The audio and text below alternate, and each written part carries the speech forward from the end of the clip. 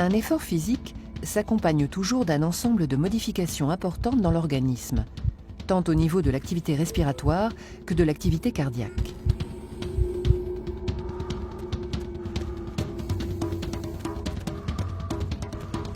Lors d'un effort, les muscles en activité ont besoin de dioxygène dont la consommation augmente. Pour répondre à cette demande, on respire davantage, plus fort et plus souvent. On parle d'augmentation du débit ventilatoire. Le débit ventilatoire se calcule en multipliant le volume d'air courant, c'est-à-dire le volume d'air circulant dans l'appareil respiratoire lors d'une inspiration ou d'une expiration, par le rythme respiratoire, représentant le nombre de cycles inspiration-expiration par minute.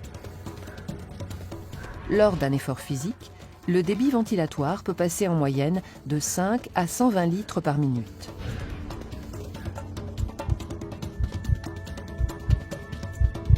Cette augmentation du débit ventilatoire résulte de l'accroissement du nombre de respirations, qui passe de 16 mouvements par minute environ au repos à une cinquantaine pendant l'effort.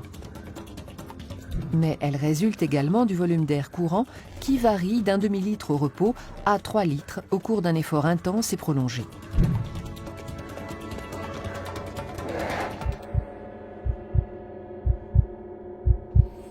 L'organisme doit apporter dioxygène et nutriments en grande quantité aux muscles.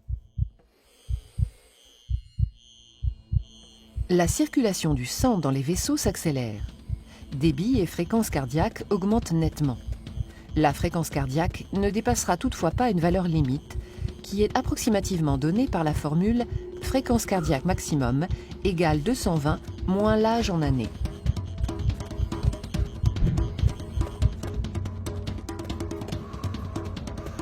Enfin, l'intensité respiratoire s'accroît tout autant, c'est-à-dire la quantité de dioxygène consommée, principalement pour alimenter les muscles en activité. Cette consommation augmente jusqu'à une valeur maximale qui ne peut être dépassée et que l'on nomme la VO2 max. La VO2 max représente le volume maximal de dioxygène consommé dans un temps donné, cette consommation restant stable au-delà d'un certain niveau d'effort. Toutefois, la valeur de la VO2 max peut être améliorée par l'entraînement régulier et adapté dans les limites des dispositions génétiques de chacun.